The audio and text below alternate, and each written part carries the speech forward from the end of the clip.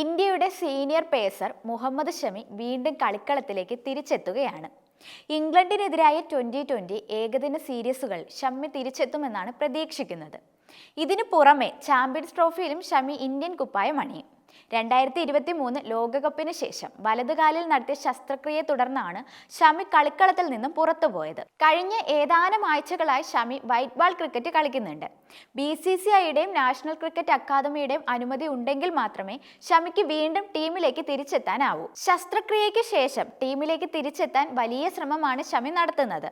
Border Gavaskar ട്രോഫിക്കിടെ Shami fitness വീണ്ടെടുത്തുവെന്ന റിപ്പോർട്ടുകൾ ഉണ്ടായിരുന്നുവെങ്കിലും ടൂർണമെന്റിൽ നിന്ന് ഷമി പുറത്തായിരുന്നു. പശ്ചിമ ബംഗാളിന് വേണ്ടി വിജയ് ഹസാരെ ട്രോഫിയിൽ ഷമി കളിച്ചിരുന്നു. ഹരിയാനയ്ക്കെതിരെ നടക്കുന്ന വിജയ് ഹസാരെ ട്രോഫിയിലെ പ്രീ ക്വാർട്ടർ മത്സരം ഷമിയെ സംബന്ധിച്ച് നിർണായകമാണ്.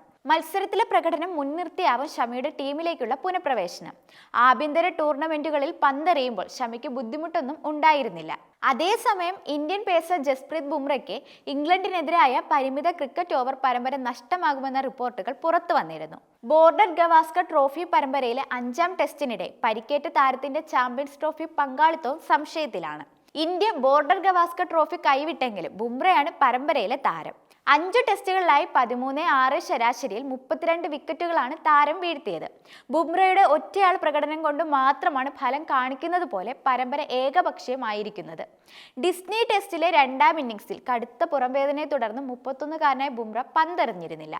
താരത്തിന്റെ അഭാവത്തിൽ 162 റൺസ് വിജയലക്ഷ്യം ഓസീസ് അനായാസം മറികടന്നിരുന്നു.